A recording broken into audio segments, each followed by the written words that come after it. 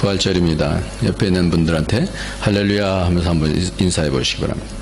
할렐루야, 할렐루야, 네, 할렐루야. 할렐루야가 무슨 뜻이죠? 할렐루야? 네? 네, 여호와를 찬송하라, 여호와를 찬양하라, 이런 뜻이죠. 오늘 부활절을 맞이하면서 우리가 아주 기본적인 그런 근본적인 질문을 먼저 드리겠습니다. 여러분들 왜 예수를 믿어야 구원을 얻습니까? 네? 왜 예수를 믿어야 구원 얻습니까?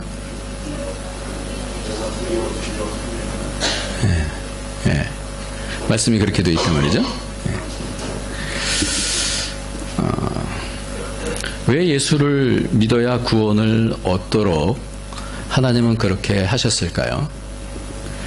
다른 종교들이나 그 일반적인 사람들이 이해하기 쉽게 착한 일 많이 하고 선행을 하면 그러면 구원을 준다 이러면 굉장히 쉬울 것 같은데, 예수 그리스도를 믿어야 구원을 얻는다 그러니까 믿지 아니하는 사람들은 왜 예수를 믿어야 구원 얻지? 이해가 잘 안 되는 거예요. 특별히 예수를 믿어야 구원 얻는다고 하면서 왜 하나님은 예수 그리스도를 십자가에서 죽게 하시고 부활케 하심을 통하여서 그거를 복음이라 하시고 그것을 믿는 자에게 구원을 주신다 그러니, 그런 우리가 이해할 때 왜 그러면 예수님께서 십자가에 달리시고 왜 부활을 해야, 부활을 한 것을 왜 그것을 복음이라고 그러고 그 복음을 왜 믿어야 내가 구원을 얻지? 여러분들, 이거는 믿지 아니하는 사람들에게는 상당히 이게 쉽지 않은 얘기가 되어집니다.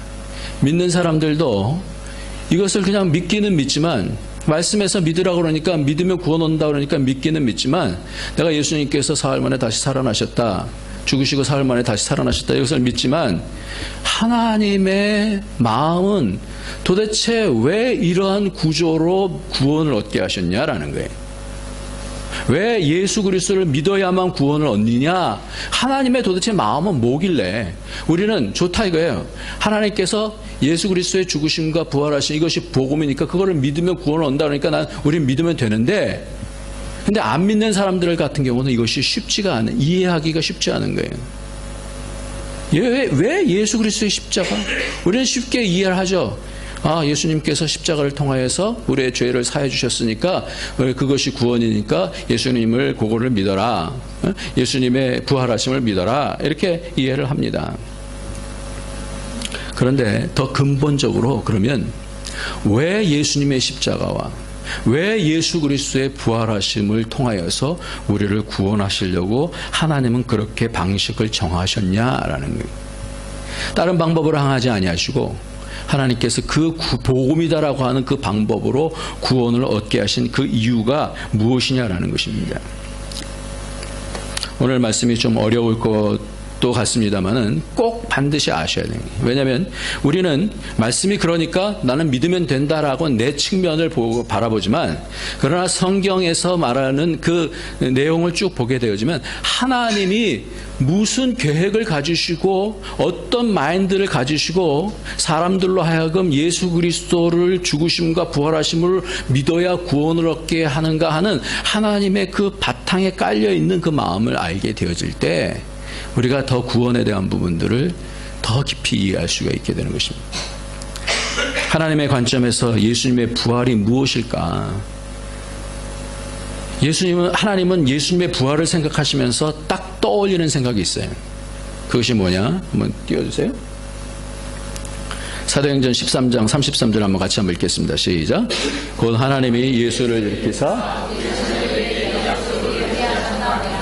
시편 2째 편에 기록한 것 같이 너는 내 아들이라 오늘 너를 낳았다 하셨고, 34편도 같이 뒤에 또 시작. 또 하나님께서 죽은 자 가운데서 저를 일으키사 다시 썩음을 당하지 않게 하실 것을 가르쳐 가라사대 내가 다윗의 거룩하고 미쁜 은사를 너에게 주리라 하셨으니, 예수님이 일어나신 것, 이 약속을 얘기하고 34절에서는 죽은 자 가운데서 저를 일으키사 다시 썩음을 당치 않게 하신다라는 그 말씀을 하시는 것과 더불어서 하나님께서는 이 복음을 뭐하고 연결을 시키는 거예요? 이 예수님의 부활하심을 얘기할 때 꼭 같이 얘기하는 것이에요. 그게 뭐예요? 그게 뭐예요? 시편 둘째 편에 기록한 바 같이 뭐라고요? 너는 내 아들이라. 앞에를 돌려주셔야죠. 앞에를. 시편 시작. 너는 내 아들이라. 오늘날 너를 낳았다. 이 말씀을 왜 하시냐 말이에요. 예수님의 부활을 말씀하시면서 오늘날 너를 낳았다. 이 말씀을 왜 하시냐는 거예요. 그러니까 부활 사건을 통하여서 하나님은 예수님을 다시 낳으셨다라는 얘기예요. 여러분, 그럼 우리가 질문을 갖게 되어집니다. 예수님은 하나님의 아들 아니세요? 맞죠? 근데 왜 예수님을 다시 십자가에 못 박으시고 다시 부활하게 하셔서 하나님의 아들로 다시 그렇게 만드셔야 돼? 다시 낳으시는 이유가 뭐냐라는 거예요. 그 하나님의 스케일이 왜 우리 쪽 편에서 보면 예수님이 죽으시고 부활하신 걸 믿으면 우리가 구원을 얻는다 그랬는데, 하나님 편에서 볼 때 하나님께서는 왜 예수님을 죽이시고 부활하심을 통하여서 구원의 방식을 주셨느냐라는 것이 오늘 본문 말씀에 보니까 그것이 다시 아들을 죽이시고 살리심을 통하여서 다시 낳으셨다는 거예요. 왜 다시 낳으시냐 이게. 도대체 부활하심과 나으심과의 관계가 무엇이냐라는 거예요. 이것을 풀기 위해서 먼저 예수님이 왜 나아지셨느냐, 왜 하나님의 아들이신데 왜 또다시 나아지셔야 되느냐 이거예요. 왜 하나님은 예수님을 부활로 다시 나으시냐라는 것입니다. 그것의 해답은 성경 여기저기 있어요. 이것이 성경에서 가장, 제가 볼 때는 가장 중요한 내용이에요. 하나님께서 왜 죽이시고 살리시면서 그분을 다시 낳으셨느냐 하는 그런 부분이 히브리서 1장에서 그 답을 주고 있습니다. 보겠습니다. 같이 있습니다. 시작. 이 모든 날에 마지막으로 우리에게 말씀하셨을 때 이 아들은 만유의 후사로 세우시고 또 저로 말미암아 모든 세계를 지으셨습니다. 예. 예수님은 하나님의 영광이 광채, 그분 본체의 형상이신데 마지막 날에 아들로 우리에게 말씀하실 때 이 아들을 만유의 뭐로 세우시겠어요? 후사로, 상속자로 세우시기 위해서 그렇게 말씀하시는 거예요. 그리고 그 히브리서 1장 그 다음을 한번 보여주세요. 시작.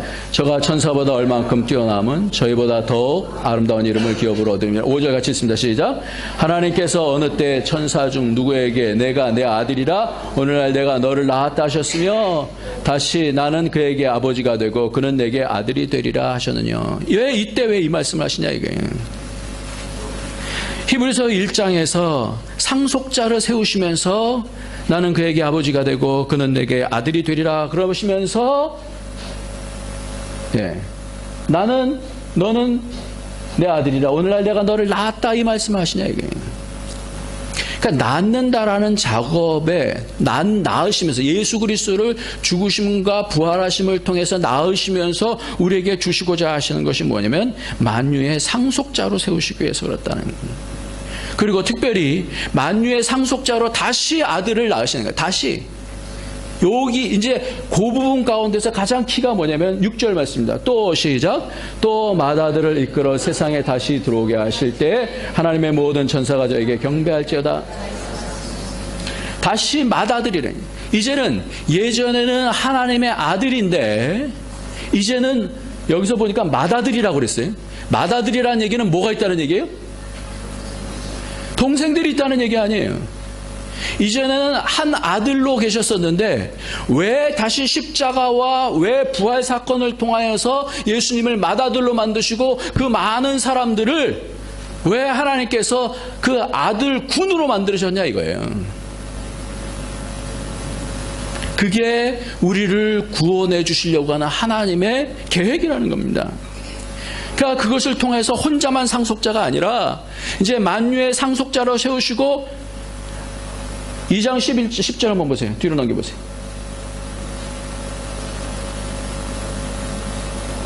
아니, 안 나오네. 2장 10절을 한번 성경을 통해서 한번 보면 보세요. 여러분. 굉장히 중요한 내용이니까. 히브리서 1장 10절. 아니, 2장 10절입니다. 찾으신 분 읽겠습니다. 시작. 만물이 인하고 만물이 말미암은 자에게는, 예. 다시 한번 뒤로 넘겨보세요. 있었던 것 같아요. 예, 여기 있네. 시작. 만물이 인하고 만물로 많은 아들을 이끌어 영광에 들어가게 하신 이래 저희 구원의 주를 고난으로 말미암아 온전케 하심이, 만물이 나고 만물이 말미암은 자에게는 뭐예요? 많은 아들을 이끌어 영광에 들어가시게 하신 것이, 그것이 합당하다. 그러니까 예수님께서 죽으시고 부활시키시는 이유는 우리 편에서 보면, 우리가 예수님께서 내 죄를 사해서 죽어주셨습니다, 부활하셨습니다, 내가 그걸 믿습니다, 그래서 구원을 얻지만, 우리 편에서, 하나님 편에서는 그것을 통해서 뭘 얻으시는 거예요? 많은 아들을 얻으시는 거예요. 예수 그리스도 안에 포함돼서 많은 아들을 얻으시는 거예요. 그래서 2장 11절을 보면 거룩하게 하시는 자와 거룩하게 함을 입은 자들이 다 하나의 선한지라 그러므로 형제라 부르기를 부끄러워 아니하셨다라고 성경이 그렇게 말씀하고 있습니다. 우리가 뭐예요? 이제 예수님께서 부활하심을 통해서 예수님이 우리의 맏형이 되어지는 거예요. 우리가 형제가 되어지는 거예요. 그래서 그 반열 안에 우리를 두시기 위해서 하나님의 스케일은, 하나님은 왜 예수님을 죽이셨어야 되느냐, 왜 다시 부활시키셨어야 되느냐, 예수님은 그것에 대해서 왜 복종하시면서 그것을 따르셔야 되느냐, 그 이유가 우리로 뭐가 되게? 아들 되게, 참 아들 되게 하기 위해서 그럽니다. 그렇기 때문에 부활을 얘기할 때 오늘 본문에서처럼 나아짐에 대해서는, 오늘날 내가 너를 낳았다 이렇게 말씀하는 이유가 뭐냐면, 부활을 통하여서 우리 모든 사람을, 이제 버려졌던 사람, 하나님의 구원으로부터 떨어졌던 사람들을 어떻게 하냐, 그 안으로 다 모았기 때문에 오늘날 내가 너를 낳았다라는 것은 너 예수 그리스도를 포함해서 모든 사람을 다 어떻게 해요?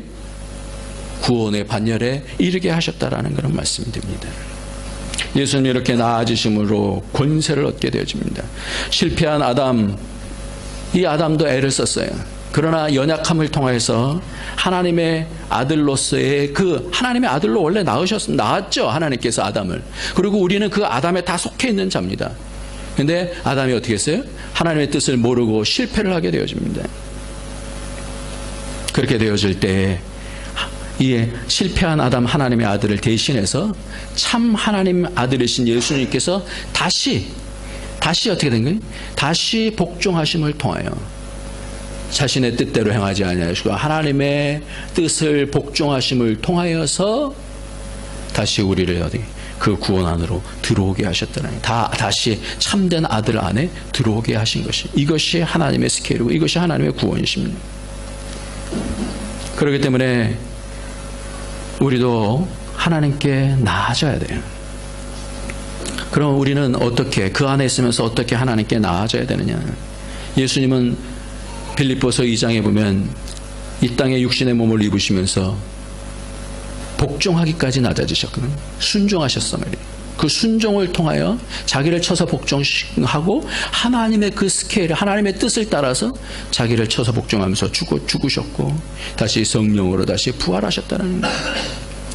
원래 우리도 아담 안에서 하나님께로부터 나아진 자입니다. 그러나 죄를 통하여서 죄와 사망의 권세로 세상 백성, 특히 마귀를 아비로 하는 세상 백성이 되어졌습니다.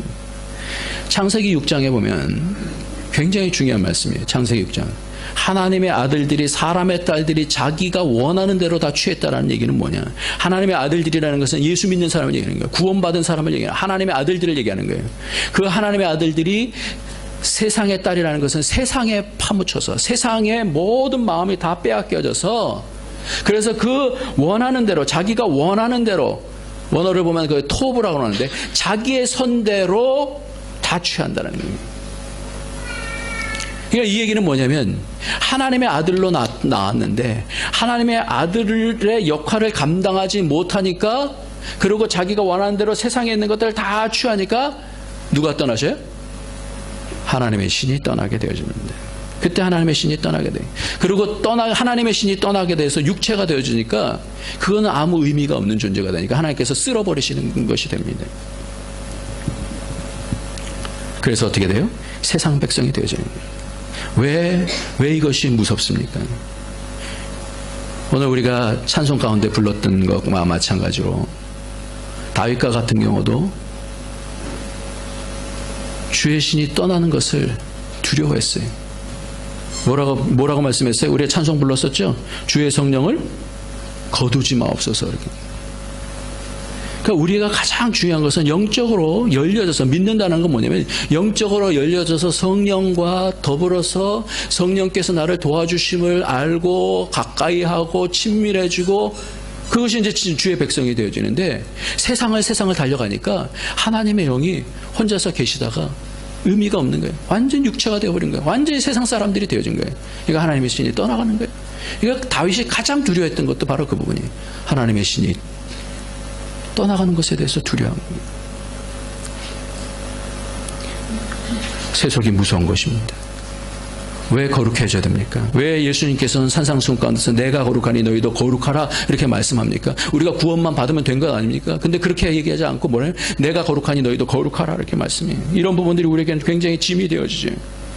왜 하나님 나라의 정체성을 우리가 지켜야 되는가? 왜 세상을 이겨나가야 되는가? 구원이 뭘 이야기하는지를 우리는 알아야 돼요. 하나님께서 노아 홍수를 통해서 쓸어버려요. 하나님의 아들인데도 불구하고 뭐예요?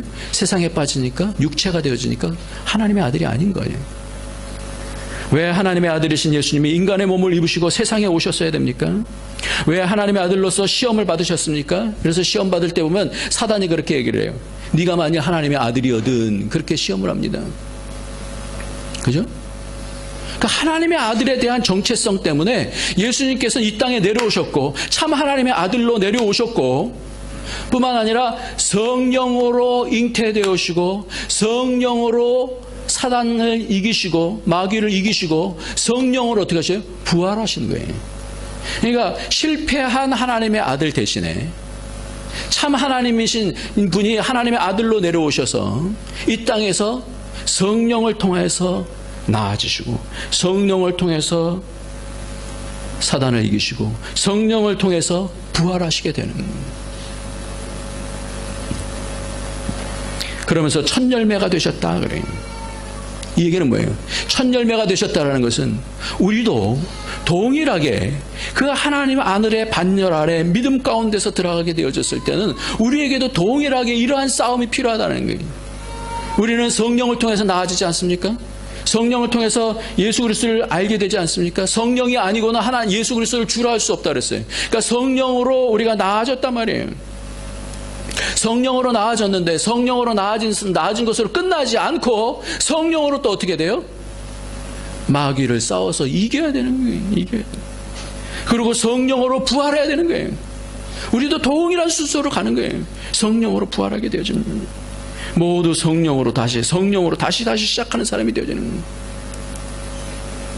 그러니까 우리에 대한 믿음이 인식으로 끝나면 안 되는 거예요. 구원이다라는 것은 하나님이 작동을 해요. 우리가 작동을 하지만 우리가 하나님을 믿게 되어지고 받아들이고 영접하고 우리의 머리로서도 이해하고 마음속으로도 이해하고 인격적으로 받아들이지만 성령께서 역사하신다는 거예요. 성령께서 역사하실 때에 그 성령의 말씀에 대해서 거부하지 않고 민감하게 가까이 가는 것이 그것이 구원을 이뤄나가는 거예요. 그러니까 성령의 일하심에 대해서 나는 상관없는 거죠. 난 구원받았으니까 상관없는 게 아니라 이제 더욱이 하나님께서 어떤 아들로 만드시기를 원하시느냐? 성령으로 말미암는 아들로 되게 하기 위해서 예수님을 죽이시고 다시 살려내신 성령으로 죽이시고 성령으로 다시 살리시는 많은 분들이 믿음을 인식으로 생각합니다.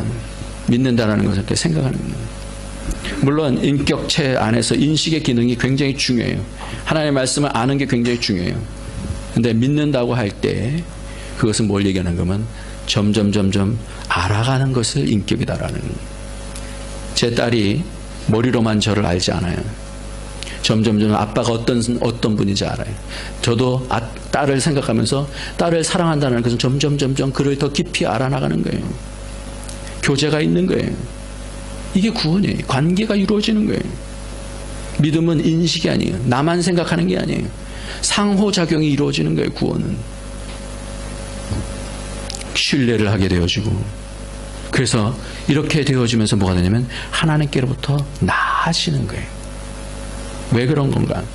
요한복음 1장 13절 한번 같이 읽겠습니다. 영접하는 자, 시작. 영접하는 자, 곧 그 이름을 믿는 자들에게는, 예, 영접하게 되어지면 하나님의 자녀가 되는 권세를 주셔요. 그런데 그 다음 이어서 주시는 말씀이 뭐예요? 이는 혈통으로나 육정으로나 사람의 뜻으로 나지 아니하고 오직 하나님께로서 난 자라. 구원은 반드시 구원을 이루어감과 동시에 하나님께서 뭐예요? 나으신다라는, 이거는 하나님이 지금 일하고 계시는 것에 내가 어떻게 해요? 그 안에서 하나님께서 어떻게 일하심을 따라서 내가 반응을 하는 거예요. 하나님이 나를 낳아주실 때 거부하는 게 아니라 하나님께서 나를 만지실 때 내 마음을 열고 성령께서 뭐라고 말씀하실 때 그 말씀을 따라서 순종하고 성령을 따라서 악한 영과 싸워서 이기고 세속을 멀리하고 하는 과정을 통하여서 나아지는 거예요. 나아지는 거예요. 요한 1서를 보면 너무나 정확하게 이 말씀을 이렇게 얘기합니다. 같이 읽겠습니다. 시작. 예수께서 그리스도를 믿는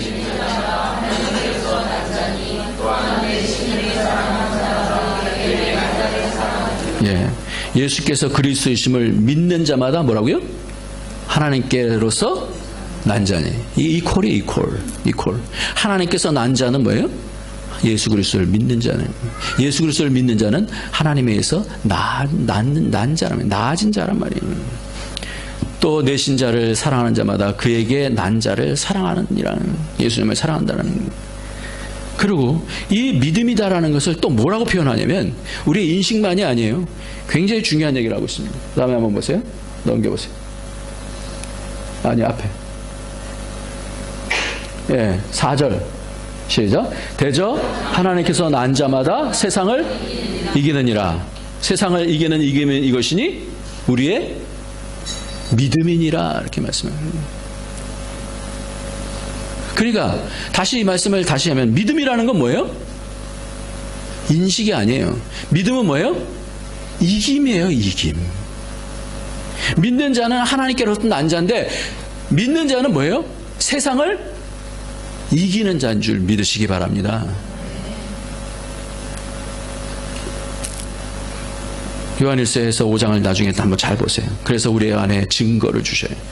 내 안에 영생이 있는 것을 알게 되어져요. 점점 알게 되네요. 믿는다라는 건요, 그냥 내 인식으로 어떨 때는 막 뜨겁다가 어떨 때는 이게 아니라 하나님께서 내 속에 증거를 주셔요. 증거를. 믿음을 통해서 증거를 주셔요. 성령께서 나를 인도하심을 증거를 받게 되는. 아들이 있는 자는 생명이 있고 하나님의 아들이 없는 자는 생명이 없느니라. 내가 하나님의 아들의 이름을 믿는 너에게 이것을 쓴 것은 너희로 하여금 너에게 영생이 있음을 알게 하려 하심이라. 말씀을 정리합니다.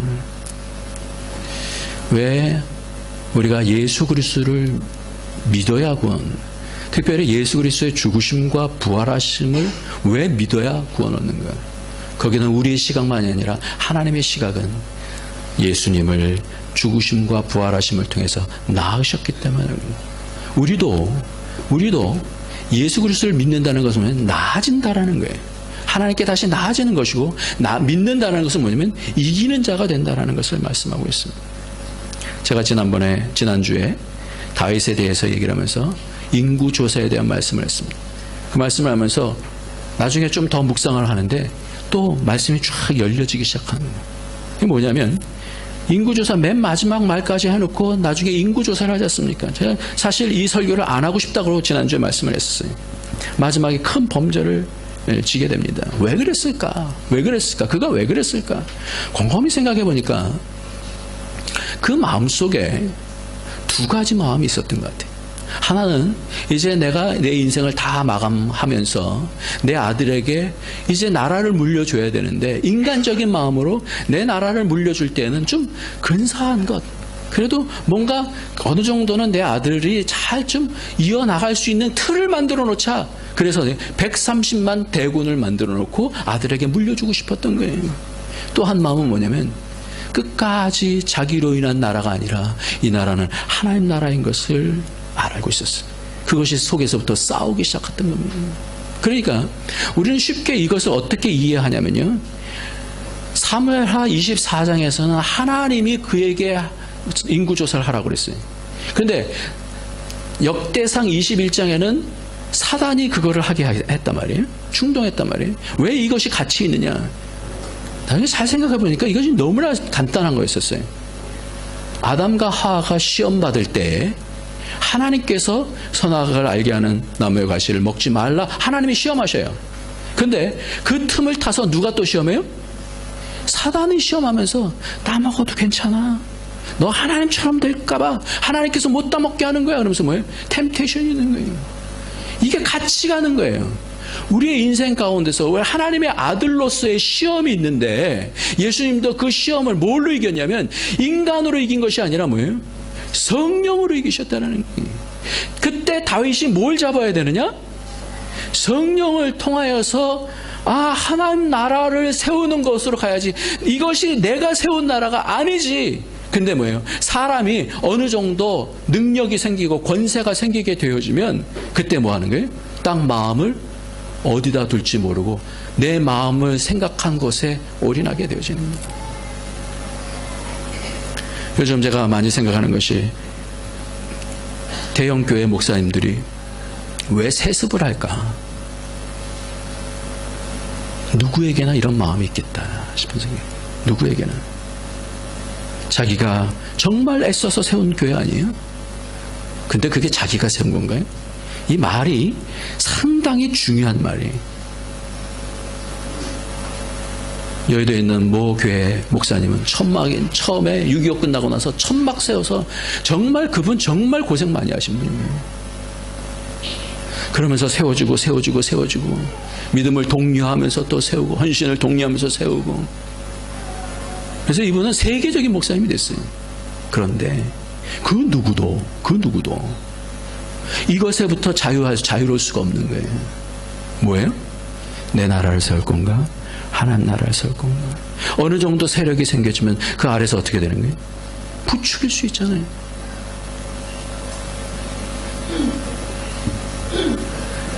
다윗이 귀한 거는 하나님 앞에 잘못한 것을 알았을 때 바로 무릎을 꿇고, 하나님, 내가 사람의 손에가 아니라 하나님의 손에 잡히기를 원합니다.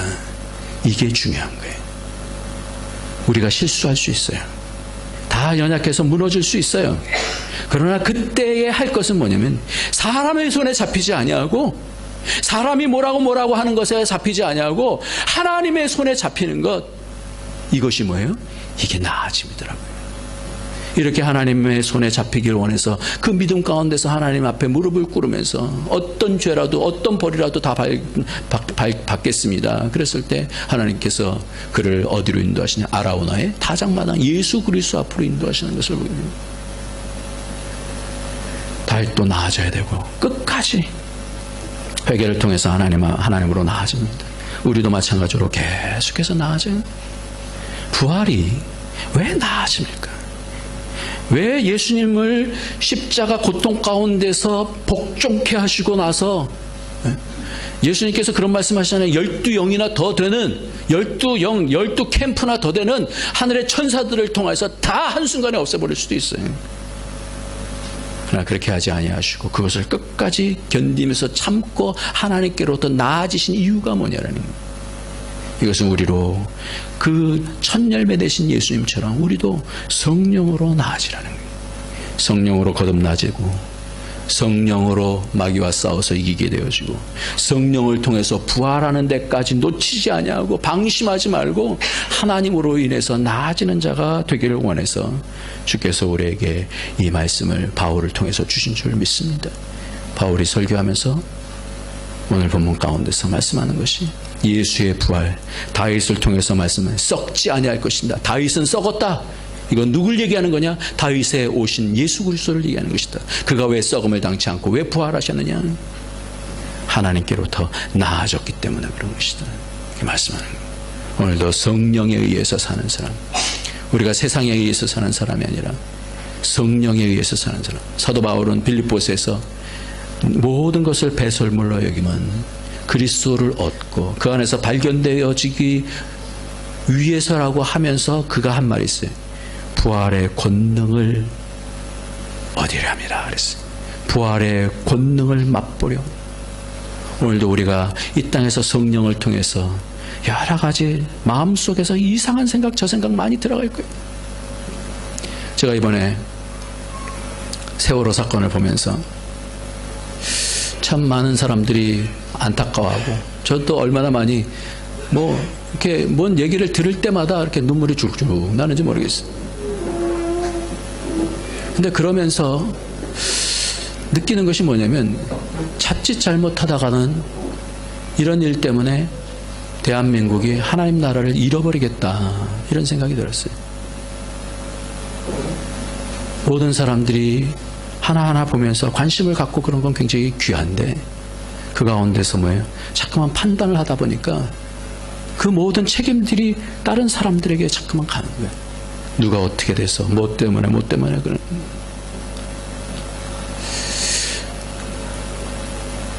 마태복음 7장에 보면 예수님께서 산상수훈 가운데서 말씀하셔요. 비판하지 말라. 그 비판하는 것으로 내가 판단받는다 이렇게 말씀. 하나님 나라는 남을 비판하는 데서 오는 게 아니라 그 모든 것이 내 잘못이다는. 저는 너무나 안타까운 것이 차세대를 생각하면서 미리 전도할 수 있었다면 우리는 언젠가 다 가긴 가잖아요. 그러니까 미리 저들이 예수 그리스도의 그 은혜를 알고 붙잡을 수 있었다. 이게 너무나 안타까운 거예요. 교회가 너무나 무너지게 되어지고 어른들이 너무나 잘못하는 거예요. 오늘 말씀을 맺겠습니다. 믿는 사람 한 사람 한 사람이 예수 안에서 성령 안에서 나아져서 이 땅에 하나님 나라가 오기를 기도해야 될 줄 믿습니다. 오늘도 하나님께서 우리에게 하나님의 아들로 우리를 나아가시는 거예요. 내 생각을 쫓는 것이 아니라 하나님께서 나에게 무슨 생각을 하게 하시는가, 무슨 판단을 하게 하시는가. 때로는 내가 하고 싶은 것들을 쳐서 복종시키면서 예수님께서 십자가에서 자기를 쳐서 복종시키신 것처럼 우리도 그 쳐서 복종시킨 가운데서 성령을 통해서 나아지고 그래서 영원한 부활 가운데 영광이 있기를 예수님의 이름으로 축원합니다. 마지막 절만 보고 마치도록 하겠습니다. 고린도전서를 보면 한번 같이 읽습니다. 시작. 또 내가 뿌리는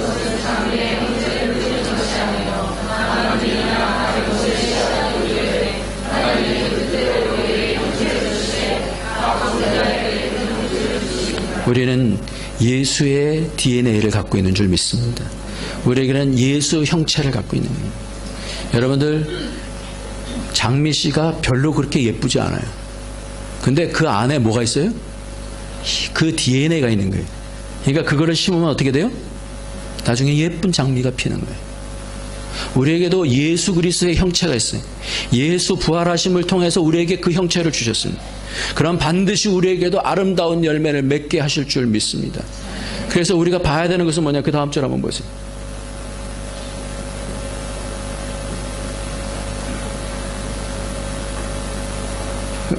이게 아닌데. 네.